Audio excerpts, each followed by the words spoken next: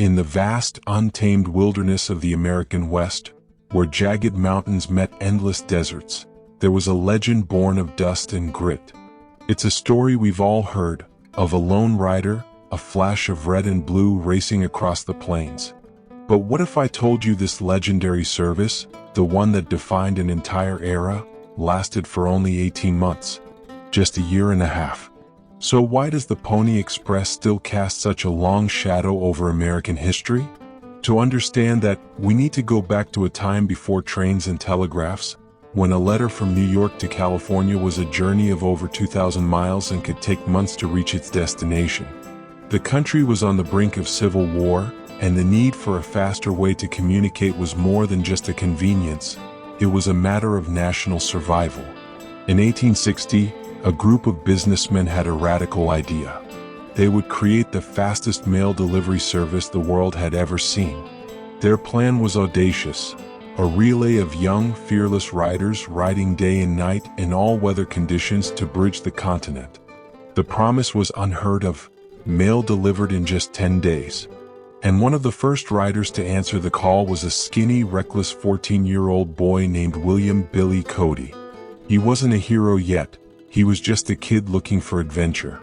The job paid well, and the legend of the Pony Express was a beacon of glory. But what Billy and the other riders soon discovered was that the glory was a lie. This wasn't a job for the faint of heart. It was a grueling test of endurance against the harshest elements imaginable. This is the story of a boy who set out to find glory but instead found himself in a desperate race against time and nature. It's a story that proves sometimes the shortest legend leaves the longest shadow. And this is the story of how the Pony Express became a legend, not because of how long it lasted, but because of what it represented. Billy's first ride was supposed to be simple. An easy stretch, a short gallop to the next relay station. The sun was high, the plains were dry, and a light breeze was a welcome relief from the relentless heat. But out here, nature was a fickle mistress. A few hours into his journey, the sky turned a bruised purple, and a storm, unexpected and violent, rolled in from the west. It wasn't rain that fell, but a hailstorm of ice pellets that hammered down, pelting Billy and his horse. He had to dismount, huddle against a rock face, and wait for the worst of it to pass, all while clutching the mail pouch like it was the most precious thing in the world. Exhaustion began to set in, but it was the quiet that was most terrifying. Out there, alone, the world felt infinitely big and profoundly empty. He started to doubt himself. What was a 14-year-old boy doing out here? It was a moment of true despair. He considered turning back. But then, as he fumbled with the worn leather of the mail pouch, he felt a letter. It wasn't a bank statement or a business contract. It was a letter from a father to his daughter, describing the final days of her dying mother. It was a message of hope, a desperate plea for a final goodbye.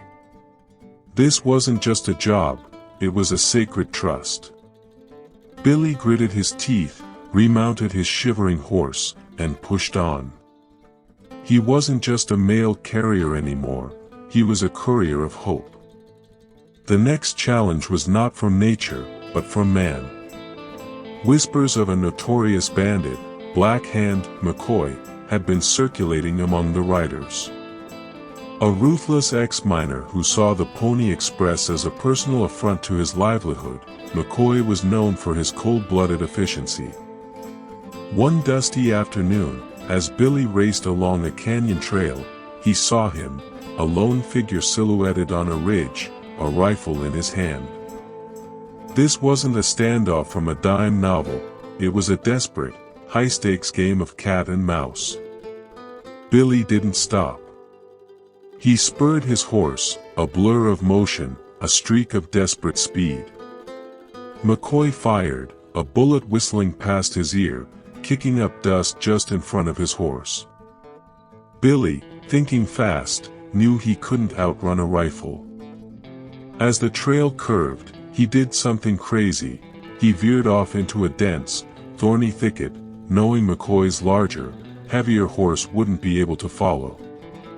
The branches tore at his clothes, a bloody mess, but the strategy worked. The last thing he saw was McCoy, cursing and trying to turn his horse. Billy had outsmarted him. Battered and bruised, Billy emerged from the thicket, but he was lost. And then, he saw him, a Native American on horseback, watching him from a distance. Fear seized Billy. He had been told countless stories of raids and violence. He reached for his pistol, but the man didn't move. Instead, he gestured, pointing to a narrow, hidden path. Billy, trusting his instincts, followed. The path was shorter, leading him to the station in record time. When he arrived, the station master looked at him with an expression of disbelief. "You're a day early, kid," he said. The incident changed everything for Billy. He learned that the frontier was not just a place of enemies, but of unexpected allies, and that sometimes, the greatest dangers weren't what you were told to expect. But the biggest test of his short career was yet to come. Word came down the line, they needed a special ride. The news from the east was monumental, and it had to get to California faster than anything else. The news was that Abraham Lincoln had won the presidency, a triumph that would forever change the course of American history. Billy was chosen for the mission. He was the fastest, the most reliable. The challenge was insane, a 210-mile, non-stop ride. This was more than a marathon, it was a sprint to the limits of human endurance. For 36 straight hours, Billy rode, switching horses every 10 to 15 miles, a blur of motion and sweat. He barely had time to eat a few biscuits, gulp down water, and leap onto a fresh horse. The world around him became a dizzying kaleidoscope of dust, sky, and endless horizon. He pushed past the physical pain, past the hallucinations of exhaustion, with only one thought in his mind, the letter. The future of a nation was in his hands. Every muscle screamed, his vision blurred, but he couldn't stop. He was a force of nature, a living, breathing testament to the power of human will. At the final station, he was barely conscious, a ghost of a boy, but he had the mail pouch in his hand. He stumbled, falling into the arms of a military officer. The man opened the pouch and pulled out the letter. He read the words and his eyes widened. "Lincoln is elected," he said, his voice a mix of awe and relief. The news spread like wildfire. A few miles away, a newspaper printing press was already roaring to life. Billy had done it. He hadn't just delivered a letter, he had delivered history. He had just become a legend. The dust of the trail was a final bitter taste in Billy's mouth. He stumbled into the final station, barely a ghost of the boy who had started the ride. He clutched the mail pouch, his knuckles white, and collapsed into the waiting arms of a military officer. The man's face was tense, his eyes hungry for news. He carefully took the pouch, pulled out the letter, and read. The tension in the air shattered. A look of profound awe and relief washed over his face. "Lincoln is elected," he said, his voice a mix of a whisper and a roar. That simple phrase, delivered by a half-dead boy, would forever change the course of the nation. News spread like wildfire, carried by couriers and telegraph wires that were already being strung across the continent. Billy had done it. He had delivered not just a letter but the future of a country. But history is a fickle thing. Just a few weeks later, Billy received a final official notice. The transcontinental telegraph line had been completed. The final Pony Express ride was to take place on October 24, 1861. The day the telegraph reached California was the very day the Pony Express was disbanded. The very technology it had helped make necessary was the one that made it obsolete. The legendary service, which had defied mountains, deserts, and bandits, was over in less than 2 years. Billy and the other riders went on to new lives. For him, it was as a buffalo hunter. But he carried those 18 months with him always. Decades later, as an old man, he would sit by a campfire, looking at a setting sun that bled across the sky with the same colors he saw on his rides. When a young boy, perhaps his own son, would ask him about the Pony Express, he wouldn't talk about fame or glory.